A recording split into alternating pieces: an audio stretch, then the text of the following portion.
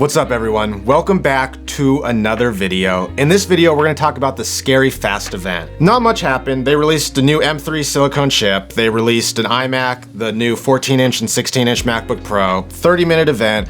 But the last frame is what caught my eye and what caught really everyone else's eye when the last frame said it was shot on an iPhone. And that's when I had to hit the rewind button and really figure out how this was done. So the next day, Apple released a behind the scenes video showing how this event was shot. There was some controversy. When everyone saw the behind the scenes, there was some controversy that with what went into the production, the amount of people, the amount of lighting, of course you can make iPhone footage look good.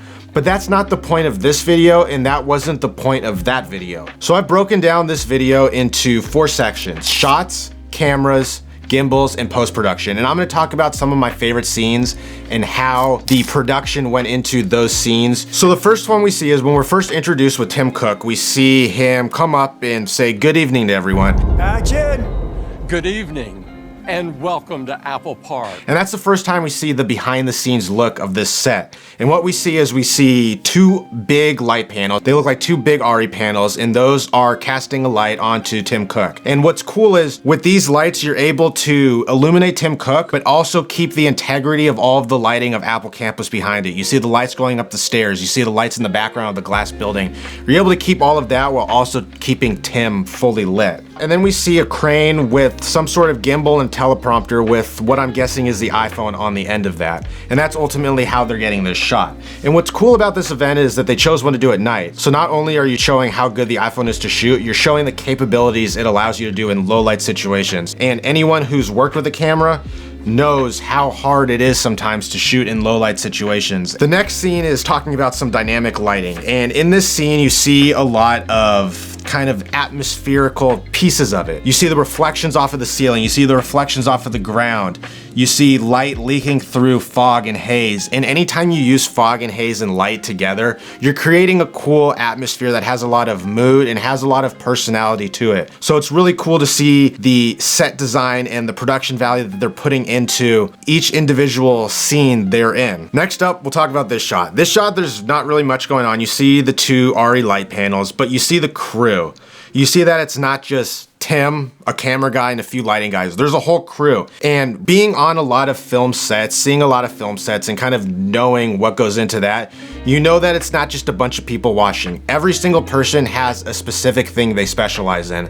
And each thing they specialize in comes together to make this scene the perfect scene. But what you also see with this is the simultaneous movement. You see as Tim walks, the lighting hits him, the camera guy walks backwards, and it just gives some personality and some movement so it's not just a stagnant shot. Next up is lighting cues, and this one's really cool, and you see this in a lot of Apple's events, but it's as they move quickly through a space, as for example this one, they move through this one.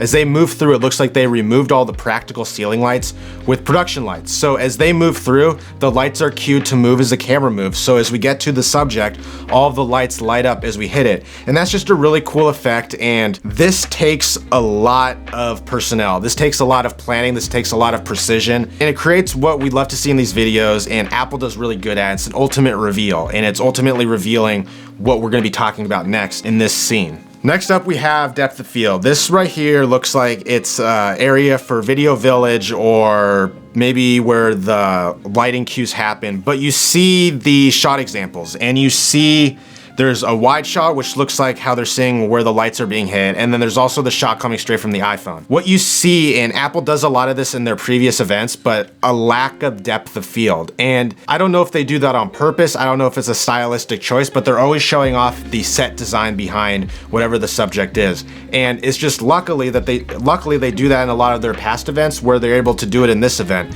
Because one thing the iPhone does very good job at is not letting a lot of depth of field in. It doesn't really give you that option. The iPhone gives you the opportunity to get the most out of it with a lack of depth of field, and that's what you see in this shot. And it's not a bad thing, it's what Apple does really well with their set design. Next up we see, and I just talked about this a little bit more, we have Video Village, and what it looks like is lighting cues, and with that, you know that there's a transmitter on the camera, on the gimbal, and that transmitter is letting off a signal to if it's the director, if it's the producer, whoever it is watching the set come to life and the scene come together.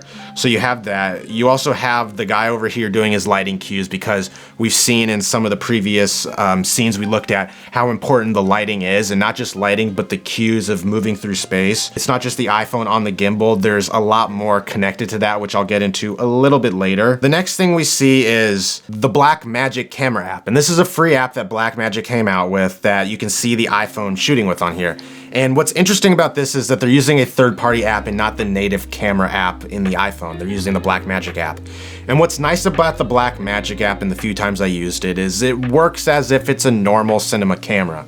You can adjust your ISO, you can adjust your white balance, you can adjust your aperture, you can adjust so many things in it, and you can monitor so many things like peaking, zebras, waveforms, all of those things within this app. So as you are shooting with the iPhone camera, you have some sort of a cinema app that you're recording the video with and controlling all of the settings. Oh, and also this Blackmagic app allows you to use follow focus as something, and follow focus really makes any production higher end, so the DP can focus on the shot and the settings going into the shot and the movement, and then the guy following focus can focus on making sure everything's in focus, so they're moving simultaneously. But that's something that's really important for a film set, and we can't forget about this being the iPhone 15, and with the iPhone 15 we have the ability to shoot Apple log. So when we bring it into post-production, you're able to color it the way you want to and build the scene you want, build the atmosphere you want, and ultimately just build the colors you're looking for. And you're able to do that with Apple log and really just log all together. And then you're able to shoot that Apple log to external SSDs. So you're not taking up space within the iPhone, you're shooting strictly on an SSD. And then you see the gimbal they're shooting with, and it looks like they're shooting with the Ronin 2. And what this gimbal does that's different from the RS2 is you're able to carry a lot more weight. And you might think, well, it's an iPhone, how much weight do you need? As we look at this picture, there's a lot being rigged to this, not just the iPhone. We have this SDI or HDMI transmitter receiver letting out a signal to Video Village. We have that same thing letting out a signal to whatever the follow focus is. We have all these cords coming out of it. That's why there's so much that's going into this shot, is that it's not just an iPhone. There's so much rigged into it to make the shot come to life and make sure all the parties of the production can see what they need, but also do what they need. And then there's the way they shot this. We saw some crane shots, we saw some dolly shots, and then we saw some drone shots. They need to keep the integrity shooting with the iPhone, so you see the iPhone on the drone, and it's just like old-fashioned FPV drones. And then what I found really the most interesting, and what I noticed right away, was that this was edited on Premiere. And they say at the end of this, edited on Mac, and they said Mac because they didn't use Final Cut Pro, but you can strictly see here that this is being edited on Premiere. You can see the timeline, you can see the color grading system, so that's on Premiere. But then you come to the next scene and you see that it was colored on DaVinci Resolve. So you see that they're using Premiere, they're using DaVinci Resolve, and they're using the Blackmagic camera app. So they didn't really use the internals of iPhone and Apple being Final Cut in the camera app. But shout out to Apple for giving us this behind the scenes. I've always wanted a behind the scenes. I just never thought the first behind the scenes I would see would be shot with an iPhone. I want to see the behind the scenes with the real big cinema cameras and the longer events with more movements and just more production into it. Let me know down in the comments if you enjoyed the breakdown of this video, because I found it so fun to make this, so fun to break down some of these scenes and some of these shots. But make sure you hit that like button, hit that subscribe button. I have something real fun coming this month to this channel that I cannot wait to share with you guys. But with that, I'll see you guys in the next one.